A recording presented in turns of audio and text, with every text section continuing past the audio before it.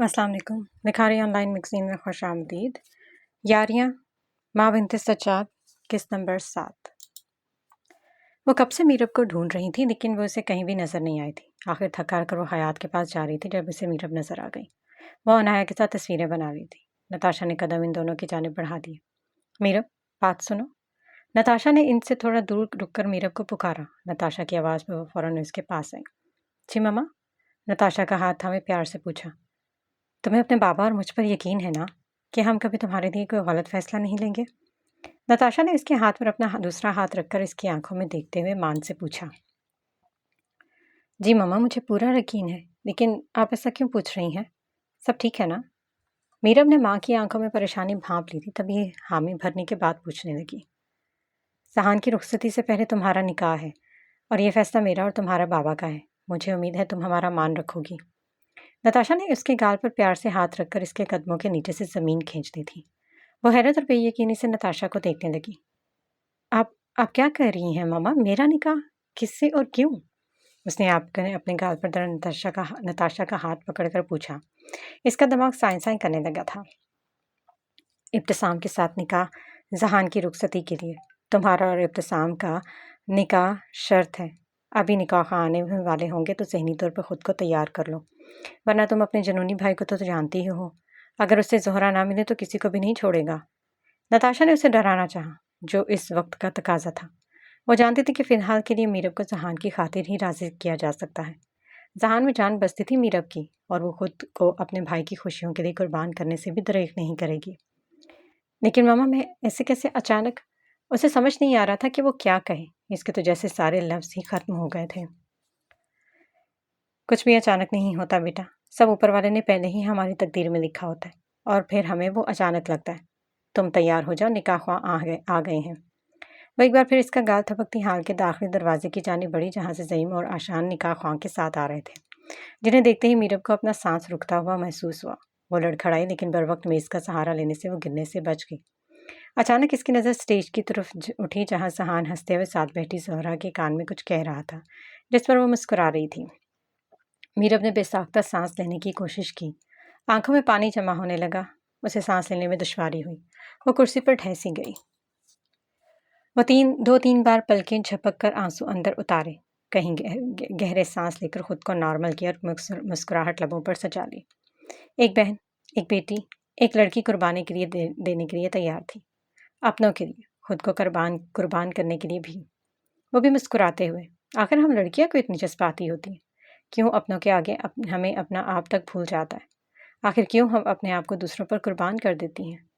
आज इस खुशी के मौका पर मैं आप लोगों से अपनी एक अहम और बहुत बड़ी खुशी बांटना चाहता हूँ।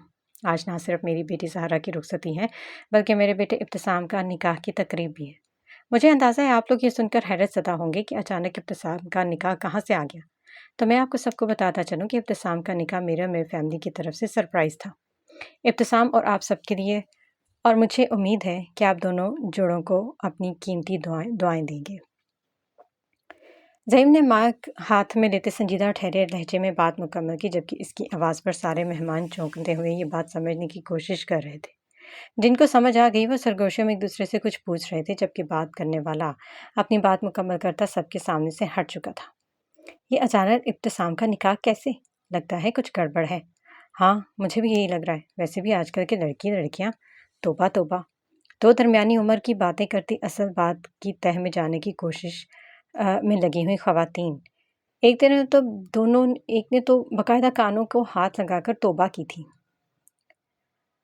आजकल की नौजवान नस्ल और इनके कारनामों पर। लेकिन वो क्या है ना कि हर किसी को दूसरों का गिरेबान नज़र आता है। अपने गिरेबान में कोई भी झांकना पसंद नहीं करता। हम लोग ऐसे ही हैं। हम नेक पारसा और बाकी हमारे अलावा सारे गुनहगार। खैर, इन बातों को छोड़कर हम आते हैं स्टेज की जानिब, जहाँ अब सहान और ज़हरा के साथ दो और वजूद भी बैठे थे, जिनमें से एक वजूद के चेहरे पर तो मुस्कुराहट जुदा होने का नाम तक नहीं ले रही थी, जबकि दूसरा वजूद साकत बैठा था, जैसे किसी गहरे सदमे के असर में हो। ठीक वैसे ही मीरब मलिक वल्द आशान हारिस मलिक, आपका निकाह इब्तिसाम मलिक वल्द ज़ईम अहद मलिक के साथ 50 लाख सिक्का राजुल वक्त पढ़ाया जाता है। क्या आपको कबूल है? निकाह खां की आवाज़ पर हर तरफ खामोशी छा गई, लेकिन इस साकत हुए वजूद में फिर भी कोई जुम्बिश ना हुई। वो साकित का साकित ही रहा। काली साड़ी के पल्लू से ही सर पर घूंघट ओढ़े शायद वो किसी और ही दुनिया में पहुंची हुई थी, और उसके साथ बैठा इब्तिसाम उसे देख देख कर ही खुश हो रहा था। क्या आपको ये निकाह कबूल है बेटा? निकाह खान ने दोबारा पूछा। इस बार भी मीरब की जानिब से कोई जवाब ना पाकर सब परेशान हुए। इब्तिसाम की मुस्कुराहट भी पल भर में सिमटी। नताशा ने मीरब के कंधे पर अपना हाथ का दबाव डाला तो वो जैसे होश में आई। मीरब, वो कुछ पूछ रहे हैं। नताशा ने निहायत नरमी से कहा, जिस पर मीरब ने आंखें बंद करके खोली। कबूल है। आखिर उसने खुद में हिम्मत जमा करते कबूल कर ही लिया था कि वो खुद को अपने भाई के लिए कुर्बान कर सकती है। कबूल है, कबूल है। निकाह ख्वां के तीनों बार पूछने पर उसने किसी मशीनी अंदाज में ही दो लफ्ज़ दोहराए थे। आखिरी बार कबूल कहते हुए उसने ये भी कबूल कर लिया था कि बेटियां कुर्बानी के लिए ही होती हैं, और ये सोचाती हुई तलखी से मुस्कुरा दी। अपने आने वाले कल से अनजान मीरब आशान मलिक वो आधे घंटे में कैसे मीरब इब्तिसाम बन गई थी, उसे पता ही नहीं चला था। निकाह ख्वां अब इब्तिसाम की जाने मतवज्जो थे, इससे रजामंदी तलब कर रहे थे। तीनों बार पूछने पर इब्तिसाम ने बगैर एक पल सोचे झट से मीरब को अपने उक़द में कबूल किया था। बहुत बहुत मुबारक हो साले। जहान ने उठकर इब्तिसाम के गले लगते मुबारक दी, जबकि इसके तर्ज तखातुब में कुछ मुहासिब नहीं लगा था वहाँ के मौजूद लोगों को। अरे आप सब मुझे ऐसे क्यों देख रहे हैं? रिश्ते में ये सब मेरा साला ही लगा ना, इसलिए कहा है मैंने। जहान ने आशान की घूरी से घबराते जल्दी से सफाई पेश की, जिस पर सब हंसती है, जिन्हें देखकर उसकी सांस में सांसें। खैर मुबारक जीजा जी, कहा था ना बकवास नहीं मोहब्बत है। पहली बार ऊंची आवाज़ में कहकर आखिरी बार उसने जहान के कान में कही, जिसे सुनते ही वो हंस दिया। नो जी, एक मैं ही रह गया था। ये इब्तिसाम भी छुपा रुस्तम निकला, कैसे किसी को भी भनक नहीं लगने दी, शादी का लड्डू खा लिया। हाय बेचारे आदम के तो अपने ही दुख थे, जो ख़त्म होने का नाम ही नहीं ले रहे थे। वो आंखों से मसनूई आंसू साफ करता ज़ियान के कंधे पर सर टिकाता दहाई दे रहा था। सब्र बेटा सब्र, तू भी गद्दी पर चढ़कर जाएगा, हौसला रख। ज़ियान ने मुस्कुराहट दबाए संजीदगी से कहा, जबकि आदम इसके कंधे से सर उठाकर उलझी नज़रों से उसे देखने लगा। गोल्डन गीडर, जहाँ तक तो मुझे पता है घोड़ी चढ़ते हैं, गधी नहीं। आदम ने अपनी उलझन का इजहार किया तो ज़ियान के लिए मजीद अपना कहकहा जब्त करना मुश्किल हो गया। बेटा, वो आम इंसान घोड़ी चढ़ते हैं, तुम जैसे गधे गधी पर ही चढ़ते हैं। वो इसका कंधा थपकता उसकी बेइज्जती करता ये जा वो जा हुआ, जबकि बेचारा अपने डैड की बात का मतलब समझने में उलझा खड़ा रह गया। हक हाँ, हमारा बेचारा आदम। खाना खत्म होते ही हर तरफ रुखसती का शोर उठा। मेहमान अपनी अपनी जगह से उठ खड़े हुए। खैर खाना तो इन्हें हजम ही हो जाना था, लेकिन मीरब और इब्तिसाम का अचानक निकाह, ये बात शायद इन्हें 3-4 दिन तक हजम नहीं होनी थी। क्या हुआ मीरू, तुम यहाँ क्यों बैठी हो? जन्नत और जमल ने जब उसे अकेले कोने वाली टेबल पर बैठे देखा तो उसके पास आई और बड़ी मोहब्बत भरे लहजे में पूछने लगी। अपनी किस्मत पर गौर कर रही हूँ आनी, क्या ऐसे भी किसी की शादी होती है जैसे मेरी हुई है? एक गहरी बेबसी भरी सांस भरते वो जन्नत से पूछने लगी, जिस पर वो मुस्कुरा दी। लगता है तुम्हारी मम्मा ने कभी ये नहीं बताया कि तुम्हारी जन्नत की आनी की शादी कैसे हुई थी। तुमने तो खैर दूल्हे की रजामंदी से निकाह किया, इस मैडम ने गन पॉइंट पर निकाह पढ़वाया था ज़ियान भाई से। जिमल बताते हुए खुद ही हंस पड़ी, जबकि जन्नत ने उसे सख्त घूरी से नवाजा। सच में आनी, आपने ऐसे निकाह किया था चाचू से? मीरब अब अपना गम भुलाए पूरी तरह जन्नत की तरफ जाने मतवज्जो हुई थी। खुशकिस्मती कह लो या बदकिस्मती, मगर यही सच है। जन्नत ने भी हंसते हुए कहा तो मीरब भी हंस दी। तुम्हारे मामा पापा की शादी भी चटमनी पटपिया वाले हिसाब से हुई थी, और देखो आज वो दोनों एक दूसरे के साथ कितने खुश हैं। और तुम मेरी तरफ भी देख सकती हो। जन्नत ने इसके बालों में प्यार से हाथ फेरते हुए कहा, और आखिरी बात पर बाकायदा आंख भी मारी थी, जिस पर मीरब खिलखिला उठी। जमल और जन्नत ने मुतमईन नजरों का तबादला किया। वो मीरब का ध्यान बटाने में कामयाब हो चुकी थी। अच्छा चलो, रुखसती का वक्त हो गया है, जल्दी। जमल ने उसे कहते साथ उठाया और फिर दोनों उसे साथ लिए वहां पहुंची जहां सब इकट्ठे खड़े रुखसती की तैयारी कर रहे थे। मेरी बहन का ख्याल करना जीजा जी। इब्तिसाम ने जहान के बगल कई होते नसीहत की, बिल्कुल बड़े भाइयों की जैसी नसीहत। जहान उसकी बात पर मुस्कुरा दिया। ये बात तुम पर भी लागू होती है साले साहब। जहान ने साले को लंबा खींचते हुए कहा और आंखों ही आंखों में मीरब की तरफ इशारा भी किया, जो निकाह के बाद से ही बुझी बुझी थी। पता है मुझे, मैं खुद से बढ़कर ख्याल रखूंगा, तुम फिक्र मत करो। इब्तिसाम ने उसके कंधे पर हाथ रखते तसल्लियां में इस लहजे में कहा तो वो मुतमईन होता मुस्कुरा दिया। फिर इब्तिसाम ज़हरा से मिला, उससे प्यार किया। इब्तिसाम के बाद सब बारी बारी ज़हरा से मिले और उसे बहुत सी दुआएं दी, और इन्हें दुआओं के साए में ज़हरा को रुखसत कर दिया। हया तो बाकायदा ज़ईम के कंधे पर सर टिकाए रो रही थी, जबकि हानिया वो इब्तिसाम का हाथ थामे सूसू करने में मगन थी। वो ऐसे सूसू करती आदम के दिल की दुनिया हिला रही थी। वो गहरी सांस भरता खुद को इस कैफियत से निकालने की कोशिश करने की खातिर हाल से निकलता सीधा अपनी गाड़ी में जा बैठा और सन से गाड़ी भगा ले गया। बाकी सभी आहिस्ता आहिस्ता अपनी अपनी मंजिल की तरफ बढ़ दिए। आज का दिन वाकई थका देने वाला था और कुछ के लिए तो बाकायदा चौंका देने वाला था। थके हारे वो कुछ देर पहले ही लाहौर पहुंचे थे और अब रात के 2 बज रहे थे। चंद एक ज़रूरी रस्में करने के बाद दुल्हन को इसके कमरे में पहुंचा दिया गया था। मामा, मैं जा रही हूँ सोने, प्लीज़ मुझे कल शाम से पहले डिस्टर्ब मत कीजिएगा। मीरब अपने सैंडल और क्लच लाउंज में सोफे पर ही फेंकती अपने कमरे की तरफ जाते हुए ऊंची आवाज़ में बोली ताकि किचन में मौजूद इसकी माँ को इसकी आवाज़ आराम से सुनाई दे। मेरी तरफ से कल शाम को भी मत उठना। नताशा ने कप चाय में डालते हुए उसे डपटा, लेकिन वो बगैर कोई जवाब दिए शायद अपने कमरे में जा चुकी थी। नताशा ने नरफी में सर हिलाकर मुंह ही मुंह में कुछ बड़बड़ाया और अपनी चाय लेते बाहर लाउंज में आकर बैठ गई, जहां इसकी साहबजादी का सारा सामान बिखरा पड़ा था। इसे सख्त खौफ से एक नज़र मीरब के क्लच और सैंडल को देखा, फिर गहरी सांस लेती अपनी जगह से उठती कप मेज़ पर रखा और इसके सैंडल और क्लच उठाकर इसके कमरे में रखकर वापस आई और चाय हाय अपनी तकरीबन ठंडी ही हो चुकी चाय से लुत्फानंदोज होने लगी। यही तो ज़िंदगी होती है माओ की। बहरहाल नताशा को लाउंज में छोड़कर चलते मलक विला की दूसरी मंजिल पर, जिसके बाएं जाने बने कमरे के दरवाजे के सामने इस वक्त सहान खड़ा था। आज इसकी खुशी का कोई ठिकाना नहीं था। उसने बचपन से जिसे चाहा था उसकी आरज़ू की थी, वो आज इसकी दस्तरस में थी, वो भी जिंदगी भर के लिए। उसने आहिस्ता से दरवाजे के हैंडल को घुमाया तो खुलता चला गया। सामने ही सफ़ेद जहाजी साइज पर बेड पर वो घूंघट ओढ़े बैठी थी, जो इसकी जाना थी, इसका इश्क, इसकी ज़हरा। वो कदम कदम लेता बेड तक पहुंचा और फिर आहिस्ता से उससे कुछ फासले पर बैठ गया। कैसी हो? आहिस्ता से इसका हाथ अपने हाथ में लेते हुए इस्तरसार किया गया। ठीक। मुकाबिल ने यकलब से जवाब देकर अपना हाथ इसकी गिरफ्त से निकालना चाहा, लेकिन सहान ने ऐसा होने न दिया। पूरे कमरे में ताज़ा गुलाबों की खुशबू के साथ मोतिये की भी भीनी भीनी खुशबू फैली हुई थी। पूरे कमरे में एक जादुई सा माहौल का गुमान होता था, जहाँ परिस्तान का शहजादा अपनी शहजादी के साथ बैठा चंद मोहब्बत भरे पल जी रहा हो। बिल्कुल वैसा ही। मुँह दिखाई नहीं लोगी? जहान ने चेहरे पर शरारती मुस्कुराहट सजाए पूछा। इसकी मुस्कुराहट सहारा घूंघट होने की वजह से देख नहीं पाई थी। आप मुंह देखेंगे तो मैं मुंह दिखाई लूंगी ना? नहायत ही मासूमियत से दिया गया जवाब सहान की मुस्कुराहट को मजीद गहरा कर गया। मुंह देखा हुआ था तभी तो तुम आज इस कमरे में बैठी हो। सहान ने आहिस्ता से कहते साथ इसके चेहरे पर से घूंघट उठाया तो एक पल के लिए दोनों की भूरी आंखें टकराईं, फिर ज़ाहरा ने शर्माते हुए नजरें झुका दी। जहान उठा, अलमारी तक गया और दराज खोलकर एक नीले रंग का डिब्बा उठाया। अलमारी का पट बंद करता वापस उसके पास आकर बैठा। ये तुम्हारी मुंह दिखाई। नीले रंग का डिब्बा खोलकर उसके सामने करते हुए उसके चेहरे के बदलते तासुरात देख रहा था। हाय अल्लाह, ये कितना प्यारा है।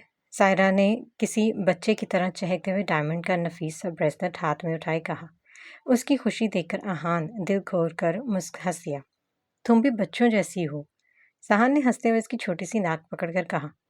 बच्चों जैसी से क्या मतलब है आपका? सारा ने दोनों हाथ कमर पर रखे जैसे लड़ाका औरतें रखती हैं। बिल्कुल वैसे ही। आंखें सामने बैठे सहान को मशकूक शख्स की तरह देख रही थी। बच्चों जैसी मतलब क्यूट। सहान ने प्यार से आगे बढ़कर इसकी सुर्ख फूली हुई गाल पर चुटकी काटते हुए कहा तो सहारा उसका हाथ हटाए अपने गाल पर रखकर मसलने लगी। जैसे बेचारी को सहान ने चुटकी ना काटी हो, एक थप्पड़ मार दिया। लाओ मैं पहना दूँ। सहान ने उसके दूसरे हाथ में पकड़कर ब्रेसलेट की जानिब इशारा करते हुए कहा तो सहारा ने खामोशी से ब्रेसलेट इसके हाथ में दे दिया। हाथ आगे करो। सहान ने कहा तो सायरा ने फौरन अपना हाथ आगे किया। सहान ने एहतियात से ब्रेसलेट पहनाया और जैसे ही हुक बंद करने लगा वहां वो सिसकी। क्या हुआ? सहान इसके सिसकने पर फौरन से पहले उसकी तरफ मुतवज्जो हुआ, जो मैडम आंखों में मोटे मोटे आंसू के लिए रोने की तैयारी पकड़ बैठी थी। वो आज पार्लर से चूड़ियां पहनाते वक्त एक चूड़ी टूट गई थी। कलाई में अभी भी इसका हाथ, कलाई में तो अभी भी दर्द होगा ना? सहारा ने मासूमियत से कहने के साथ साथ चूड़ियां एक साइड पर करते सहान को कलाई पर लगा कट भी दिखाया, जैसे बगैर एक लम्हे की ताखीर किए बगैर सहान अपने लबों से लगा चुका था। सहारा की तो चांद हवा हुई इसकी इस हरकत पर। मैंने अब अपनी मोहब्बत का मरहम लगा दिया, अब दर्द नहीं होगा। सहान ने एहतियात से ब्रेसलेट उतार दूसरे हाथ में पहनाते हुए बोला, जबकि ज़हरा तो शर्म के बारे कुछ बोलने के काबिल ही नहीं रही थी। अब बहुत बुरे हैं। ज़ाहिरा की हल्की सी आवाज़ जब जहान की समातों से टकराई तो वो बेसाख्ता कहकहा लगा उठा। جس میں زہرا نے بڑی بڑی آنکھوں کو مزید بڑا کیا، اسے خفگی سے دیکھا تو اپنے لبوں پر شہادت والی انگلی رکھتا اپنی ہنسی کا گلا گھونٹنے کی کوشش کرنے لگا۔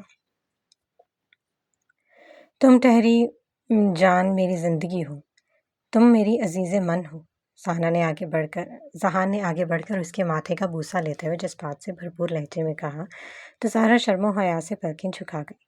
کھڑکی سے چھڑکتی چاندنی نے دونوں کی اب زندگی کی شروعات کے لیے ڈھیروں دعائیں دی اور اپنے انداز میں دی تھی۔ آپ سب کو یہاں آئے تقریباً 7 مہینے ہونے والے ہیں، اور آج سے ٹھیک 1 مہینے بعد آپ سب کی ٹریننگ مکمل ہو جائے گی اور آپ ایک لوسیفر بن جائیں گے۔ یہ باروب اور سنجیدگی سے بھرپور آواز زی کی تھی، جو آج کافی دنوں بعد اپنے نئے لوسیفر سے ملنے آئے تھے۔ ان کے دائیں جانب کیٹان اور اسپیکٹر کھڑے تھے، اور بائیں جانب یوسف کے ساتھ ایک اور جلاد نما شخص کھڑا تھا۔ تنی گردنوں اور اونچے سر والے وہ 4 لوگ زی کی اس ایجنسی کا سب سے قیمتی اثاثہ تھے۔ آج ان کا انٹیلیجنس ٹیسٹ لینا ہے، یوسف کے ساتھ کھڑے جلاد نما شخص نے دھیمی آواز میں پوچھا۔ یوسف نے ٹھنڈی نظروں سے اسے دیکھا۔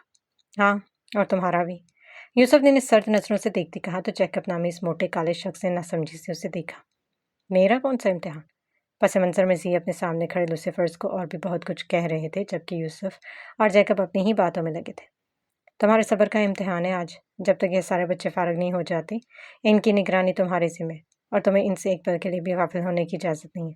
پھر چاہے تمہیں کتنی ہی بھوک کیوں نہ لگی ہو، تم میرے اور زی کے واپس آنے سے پہلے اپنی جگہ سے ہل نہیں سکتے۔ ہاں کہا بیچارہ جیکب۔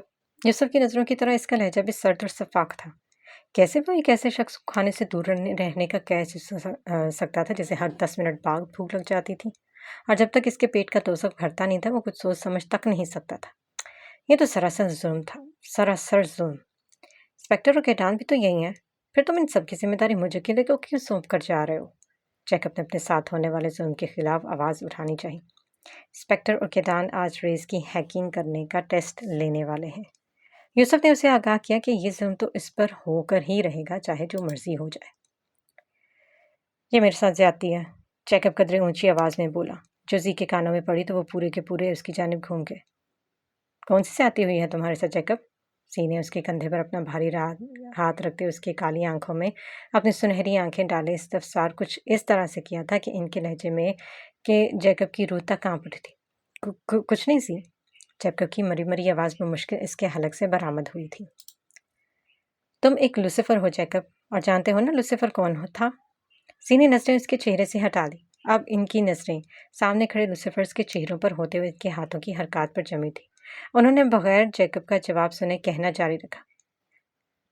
لوسیفر ایک گرا ہوا فرشتہ تھا، شیطان تھا، اور شیاطین کے ساتھ زیادتی نہیں کی جاتی، وہ زیادتی کرتے ہیں۔ شیطان مظلوم نہیں ہوتے، ظالم ہوتے ہیں۔ تم میں اور یہ سب ایک لوسیفر ہے، ایک شیطان ہمارا مقصد ایک ہی ہے، اس دنیا کو تباہی کی طرف دھکیلنے والے ہاتھوں کو کاٹ کر پھینک دینا، ان آنکھوں کو نوچ کر چیلوں کے آگے پھینک دینا جو اس دنیا کی اور ہماری تباہی دیکھنے کے منتظر ہے، ان ٹانگوں کو کچل دینے جو اس ناپاک کام میں اصل شیاطین کا ساتھ دے رہے ہیں۔ ہم لوسیفر ہیں، ہم شیطان ہیں، لیکن صرف اور صرف ان لوگوں کے لیے جو ہمارے اس ملک اور اس دنیا کو تباہ کرنے پر تلے ہیں۔ ہم ان پر زمین تنگ کر دیں گے، ہم انہیں جلا کر راکھ کر دیں گے، کیونکہ ہم لوسیفرز ہیں، ہم شیطان ہیں۔ وہ اپنی بات کے اختتام پر رکے، ایک نظر اپنے سامنے کھڑے لوگوں کو دیکھا۔ کون ہیں ہم؟ انہوں نے بلند آواز میں پوچھا جیسے نعرہ لگایا ہو۔ لوسیفر شیطان، جتنے زور سے انہوں نے پوچھا تھا اس سے کئی گنا زیادہ زور سے انہیں جواب ملا تھا۔ ان کے تنے اعصاب ڈھیلے پڑ گئے، وہ پھر سے مسکرائے، بالکل ہلکا سا۔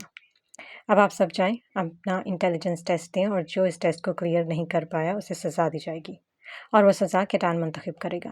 زی نے ایک آخری نگاہ ان سب پر ڈالنے کے بعد باروب آواز میں کہا اور یوسف کو اپنے ساتھ آنے کا اشارہ کرتے ہوئے وہاں سے چلے گئے۔ لوکارس، سب کے جانے کے بعد ایک وہی بچی تھی جو کسی سوچ میں گم تھی، جس کی وجہ سے اسے سب کے جانے کا پتہ تک نہ چل سکا۔ کیٹان نے اس کے سامنے آ کر پکارا مگر بے سود، وہ تو شاید کسی اور ہی دنیا میں پہنچی ہوئی تھی۔ لوکارس، آپ کی بات کیٹان ذرا اونچی آواز میں اسے مخاطب کیا، وہ گویا کسی خواب سے جاگی تھی اور سوالیہ نظروں سے سامنے کھڑے کیٹان کو دیکھنے لگی۔ وہ دماغ میں سوچ بھی رہی تھی کہ کہے کیا تکلیف ہے بھائی؟ جی سر، زبردستی چہرے پر بشاشت لائے لوکارس نے اپنی سوچ کے برعکس کہا۔ کہاں گم تھی آپ؟ سنجیدہ اور باروب لہجے میں پوچھا گیا سوال ہماری سربری لوکارس کو تک چڑھانے کے لیے کافی ثابت ہوا تھا۔ آپ کے خیالوں میں سر، کتنے پیار سے کہا تھا اس نے، اور اتنے ہی نفرت سے وہ کیڈان کوئی زہر لگی تھی۔ تمیز نہیں ہے آپ میں؟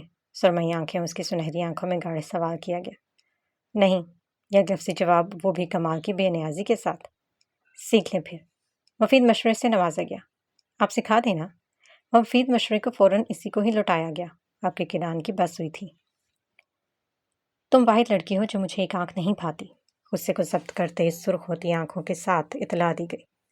دل کو بھا جاؤں چلے گا؟ سنہری آنکھوں والے لوکارس نے معصومیت سے آنکھیں جھپکتے پوچھا، لیکن اس کے بعد کے جواب میں کیڈان نے زبان سے جواب نہیں دیا۔ خالی پڑے کمرے میں تھپڑ کی گونج سنائی دی اور لوکارس کو اپنا گال سن ہوتا ہوا محسوس ہوا۔ اس نے بے یقینی سے لیڈران کیڈان کی طرف دیکھا جو آنکھوں میں غیظ و غضب لیے اسے ہی دیکھ رہا تھا۔ بدتمیز، وہ بولا اور پھر تیز تیز قدم اٹھاتا کمرے سے نکل گیا۔ لوکارس کا چہرہ حد تک سے سرخ پڑا۔ اس تھپڑ کی تمہیں بہت بڑی قیمت چکانی پڑے گی سرمئی لومڑ۔ لوکارس نے دروازے کی سمت دیکھا جہاں سے وہ ابھی ابھی گیا تھا۔ انتقام کا چکر شروع ہونے والا تھا۔ ایک بار پھر سے، کیا مجھے بتانے کی ضرورت ہے کہ انتقام کے چکر میں کیا ہوتا ہے؟ آج اس کا انٹرویو تھا۔ بالوں کو جیل سے سیٹ کیے، سفید شرٹ پر لال ٹائی اور کالی پینٹ پہنے ہلکی نیلی آنکھوں والا لڑکا ویٹنگ ایریا میں بیٹھا اپنی باری کا انتظار کر رہا تھا۔ دفتر ریسیپشن پر کھڑی لڑکی نے رجسٹر سے اپنا سر اٹھایا۔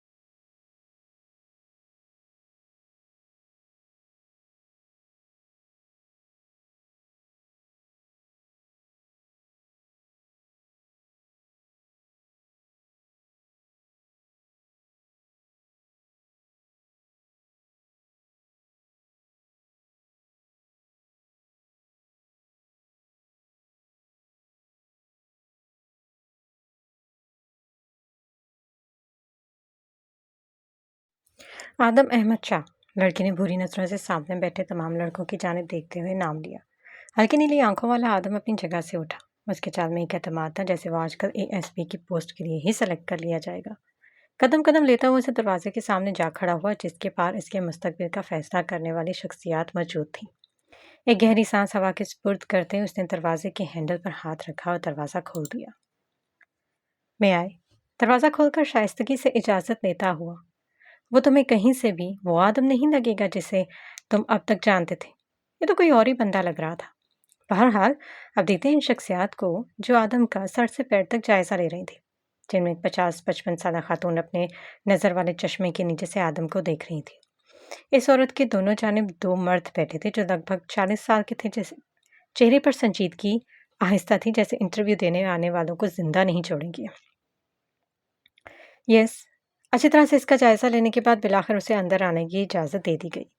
وہ اسی اعتماد سے چلتا ہوا ان کے سامنے رکھی کرسی پر بیٹھ گیا، وہ بھی بغیر اجازت کے۔ واہ، یہ ہوئی نا بات آدم احمد شاہ والی، آپ بغیر اجازت کے بیٹھے ہیں۔ پائیں جانا موجود مرد نے چہرے پر چھائی سختی میں مزید اضافہ کراتے ہوئے کہا۔ آدم آپ کی جگہ سے آگے ہو کر دونوں ہاتھ میز پر رکھے اور اوپر سیدھا اس مرد کی آنکھوں میں دکھا۔ میں یہاں انٹرویو دینے آیا ہوں، چائے دینے نہیں جو کھڑا رہوں، اور ویسے بھی آپ لوگ اب انٹرویو کھڑے کھڑے لینے سے تو رہیں، اتنے تو آداب ہوں گے آپ میں۔ ایک ایک لفظ پر خاصا زور دیتے ہوئے آخر میں وہ مسکرایا۔ آپ کو نہیں لگتا کہ آپ کچھ زیادہ ہی اوور کانفیڈنٹ ہیں؟ اب کی بار عورت نے پوچھا۔ آدم نے نظروں کا زاویہ بدل دیا۔ اوور کانفیڈنٹ ہونا یہ ہر کسی کے بس کی بات نہیں ہوتی میم۔ آنکھوں میں آنکھیں ڈالے اس نے اپنی بات مکمل کی۔ آپ کی کوالیفیکیشن کیا ہے؟ دوسرے مرد آفیسر نے پوچھا۔ یہ تو آپ پہلے سے جانتے ہیں، وہ پوچھیں جو آپ کو میرے بارے میں نہیں پتا۔ ٹھہرا ہوا سنجیدہ اور 2 ٹوک لہجہ۔ ان تینوں آفیسرز نے نظروں کا تبادلہ کیا۔ آپ کے والد ضیاء احمد شاہ اس شہر کے کمشنر ہیں۔ عورت نے ناک پر ٹکا چشمہ درست کرتے ہوئے گویا آدم کو آگاہ کیا تھا۔ جی، لیکن ان کی پرسنل اور پروفیشنل زندگی الگ الگ ہے۔ وہ ڈپارٹمنٹ میں میرے والد نہیں، میرے آفیسر ہوں گے۔ دونوں ہاتھ میز پر رکھے آنکھوں میں آنکھیں ڈال کر بات کرتا یہ لڑکا ان تینوں کو ہی پسند آیا تھا۔ مبارک ہو مسٹر شاہ، آپ کی سلیکشن ہو گئی ہے، جوائننگ لیٹر بہت جلد مل جائے گا۔ दाएं जانब बैठे ऑफिसर ने उससे हाथ मिलाते हुए कहा तो आदम महज सर हिलाने पर ही इक्तफा किया। अब भला वो इनका शुक्रिया क्यों अदा करता? नौकरी देकर इन्होंने एहसान थोड़ी ना किया था। ये थी आदम अहमद शाह के दिल की आवाज़। ओके। वो उठा और एक लफ्ज़ बोला और जैसे बगैर इजाज़त के आया था वैसे ही बगैर इजाज़त के चला भी गया। पीछे से वो तीनों ऑफिसर्स होंकों की तरह एक दूसरे को देखने लगे। ये क्या चीज़ था? औरत बड़बड़ाई, लेकिन आवाज़ दोनों मर्दों तक गई थी। एएसपी आदम अहमद शाह। वो दोनों एक ज़बान होकर बोले थे। ये इंटरव्यू इन्हें ताउम्र याद रहने वाला था। सूरज की किरणें खिड़की से छिनकर आती सीधा बेड पर लेटे वजूद पर पड़ी थी, जिनकी वजह से यकीनन इसकी नींद में खलल पड़ रहा था। लेकिन वो फिर भी ढीठ बना पड़ा रहा। हाइम, उठ जाएं, मामा बुला रही हैं। हल्के नीले रंग के कॉटन के सूट में मरबूज गुलाबी दुपट्टा गले में डाले गिरे बालों को तौलिए से खुश्क करती सहरा उसके सर पर पहुंची। उसे उठाने की कोशिश करने लगी, लेकिन कहा ना, वो ढीठ बना पड़ा रहा। उठ जाए ना, मुझे भूख लगी है। अब की बार उसने दहाई दे डाली, जिसका शायद मुकाबल पर असर भी हुआ था। आंखों को हल्का सा खोले वो खुद पर झुकी अपनी जाना को देखने लगा। जाना। जहान ने उसे पुकारते हुए इसका हाथ पकड़ लिया और उठ बैठा। तुम्हें पता है जाना? सारा ने इसके सवाल पर नासमझी से उसे देखा। ओह, तुम्हें कैसे पता होगा? मैंने तो तुम्हें बताया ही नहीं। खुद ही सवाल करके खुद ही जवाब ही उसने दिया था और फिर सारा को झटके से अपनी जानिब खींचा, जिसके बायस वो उसके सीने से टकराई। क्या कर रहे हैं हाइम? सायरा घबराती फौरन खुद को संभाल कर थोड़े फासले पर बैठते हुए बोली। जहान ने कोई जवाब न दिया। सातों आसमान की वसतों जैसी मोहब्बत करता हूँ तुमसे। दुनिया के सारे समंदरों में इतना पानी नहीं है जितनी तुम्हारी मोहब्बत मेरे दिल में। तुम मेरी हो, सिर्फ मेरी जाना। जहान ने कहते ही इसके दोनों हाथ पकड़कर पहले आंखों से लगाए, फिर लबों से। सारा तो इस कदर मोतबर इजहार मोहब्बत पर गंग रह गई। उससे उम्मीद नहीं थी कि जहान उससे इस कदर मोहब्बत करता है। इतनी मोहब्बत क्यों हाइम? जहन में गर्दिश करते हुए सवाल को आखिर वो जबान पर ले ही आई। जहान इसके सवाल पर मुस्कुरा दिया। क्योंकि तुम मोहब्बत के काबिल हो और उससे भी ज्यादा मोहब्बत के काबिल हो। अब की बार जहान ने उसकी पेशानी के साथ अपनी पेशानी टिकाते कहा। कुछ पल ऐसे ही सिरक है। मुझे भूख लगी है। पेट में दौड़ते चूहों ने शोर मचाया तो सारा इस सहरसदा पल के असर से निकलते फौरन बोली। तुम रुको, मैं बस 5 मिनट में फ्रेश होकर आता हूँ। जहान इसका गाल थपथपाता बेड से उठा और फ्रेश होने के लिए चला गया। इसके जाने के बाद सहरा ने अलमारी से उसके कपड़े निकाले और फिर खुद भी तैयार होने लगी। चले जाना। सफ़ेद टी शर्ट के साथ नीली जीन्स पहने गीले बालों में हाथ फेरते हुए उसने शीशे के सामने खड़े सहरा को मुखातिब किया। पहले बाल तो बना ले। सारा ने उसकी जाने मुड़ी, हाथ में पकड़े ब्रश से उसके बाल बनाते हुए बोली। जो हुक्म होगा। वह सर झुका एक अदा से बोला तो जहरा खिलखिला उठी। हाँ बिना हम पूरा ड्रामा है। वह ब्रश ड्रेसिंग पर रखते हुए बोली, एक आखिरी नज़र खुद की तैयारी पर डाली और जहान की जाने मुड़ी, जो शौक नज़रों से उसे ही देख रहा था। रात को मिलो, तुम्हें पूरी फिल्म दिखाऊंगा। कान के करीब झुकते सरगोशी करते वो पीछे हुआ तो जहरा का चेहरा शर्म के मारे सुर्ख पड़ चुका था। अब बहुत बुरे हैं। वो उसे धक्का देती खुद से दूर धकेलती बेड पर जा बैठी ताकि खुद को नॉर्मल कर सके। अब भूख नहीं लगी तुम्हें? काफ़ी देर वो बेड से ना उठे तो आखिर जहान को मुंह खोलना ही पड़ा। लगी है। भूख याद आती ही सहारा बच्चों की तरह रोतू सा चेहरा बनाकर बोली तो जहान हंस दिया। चल लो, इससे पहले कि तुम भूख से बेहोश हो जाओ। वो इसके पास जाकर इसका हाथ पकड़कर खड़ा करते बोला तो वो खामोशी से अपना दुपट्टा सेट करती इसके साथ नीचे जाने की खातिर दरवाजे की जानिब कदम बढ़ा दिए। गर्मियों की आमद थी। मार्च का आखिरी हफ्ता चल रहा था। हवा में हब्स का एहसास दिन के वक्त बढ़ जाता था, लेकिन रात वो दिन के मुकाबले ठंडी होती थी। दोपहर के 2 बज रहे थे। ऐसे में अगर इस्लामाबाद के G7 सेक्टर का रुख करें तो साफ सुथरी तारकोल की सड़क के दोनों अतराफ लगे दरख्त अपनी तरफ मतवज्जो करते नजर आए। पहली गली के कोने वाले सफ़ेद और सुर्ख बंगले के खुले गेट से अंदर झांके तो बंगले के सरसब्ज लॉन में रखी सफ़ेद कुर्सियों पर 2 वजूद बैठे नजर आएंगे। मुझे हसान के लिए जमील की बेटी पसंद आई है। नादिया आपो ने सामने बैठे अपने वालिद हमदान मलिक के झुर्रियों ज़्यादा चेहरे के तासुरात नरम देखते बात की। इनके तासुरात में रत्ती बराबर फ़र्क नहीं आया था, जैसे उन्होंने उसकी बात सुनी ही ना हो। अब्बा, मैंने कुछ कहा है। जब काफ़ी देर वो जवाब में कुछ ना बोले तो नादिया आपो ने ज़रा ऊंची आवाज़ में कहने के साथ साथ इनकी आंखों के आगे हाथ भी हिलाया। सुन लिया मैंने। तुम्हारा बेटा है, जैसे तुम्हें मुनासिब लगे। उन्होंने मेज़ पर रखी अखबार उठाते सरसरी सा कहा। अंदाज ऐसा था जैसे किसी चीज़ से फ़र्क ही ना पड़ता हो। आप नाना हैं इसके, इसलिए आपकी राय जानना चाह रही थी मैं। وہ اپنی جگہ سے اٹھی، نرمی سے ان کے ہاتھ سے اخبار لے کر واپس میز پر رکھا اور ان کے پاس نیچے ہی بیٹھ گئی۔ دونوں ہاتھ ان کے گھٹنوں پر رکھ لیے۔ میں نے تمہیں کہا تھا اسے اس سب کا حصہ مت بناؤ، اس کی جان کو خطرہ ہو سکتا ہے، لیکن شاید تمہیں شوہر کو کھونے کے بعد اپنے اکلوتے بیٹے کو کھونے کا حوصلہ پیدا ہو گیا ہے۔ انہوں نے اپنے جھریوں زدہ ہاتھ نادیہ آپو کے دونوں ہاتھوں پر رکھتے شکوہ کیا تو نادیہ آپو کی آنکھوں میں آنسو آ گئے۔ وہ آپ کی مرضی سے سیاست میں گیا ہے، اس نے اپنے دادا کی آخری خواہش کا مان رکھا ہے، اور میں کم از کم اسے ایک چیز سے نہیں روک سکتی تھی۔ ٹھہرے ہوئے مستحکم لہجے اور آنکھوں میں نمی لیے بات کرتی عورت حمدان ملک کو کہیں سے بھی اپنی بیٹی نادیہ نہیں لگی تھی۔ انہیں تو وہ بس آغا ملک کی بہو اور عفان ملک کی بیوی لگی تھی۔ تم حسان سے پوچھ لو، اگر کوئی اسے اعتراض نہیں ہے تو پھر اگلے ہفتے رشتہ لے جائیں گے کاشان ابراہیم کے گھر۔ ایک گہری سانس بھرتے انہوں نے جیسے اپنی جان سے عزیز بیٹی کے آگے ہار مانتے ہوئے کہا تو وہ نم آنکھوں سے مسکرا دی۔ ابا، اب بہت اچھے ہیں۔ وہ اٹھی اور دونوں بازو حمدان ملک کے گرد حائل کرتے لاڈ سے بولی تو وہ ہنس دیا۔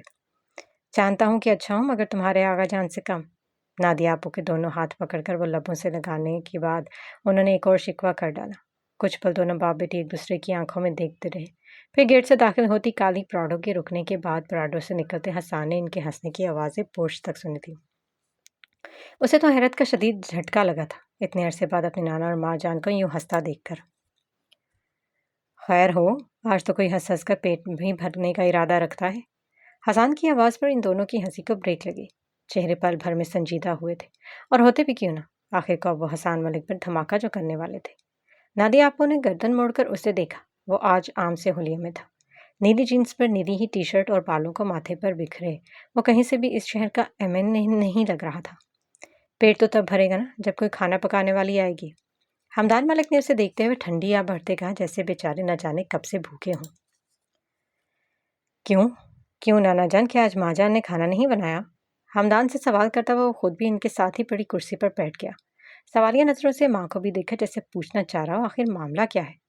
نہیں، تمہاری ماں جان ضد لگائے بیٹھیں گی کہ اب کھانا تب ہی بنے گا جب ان کی بہو کھانا بنائے گی۔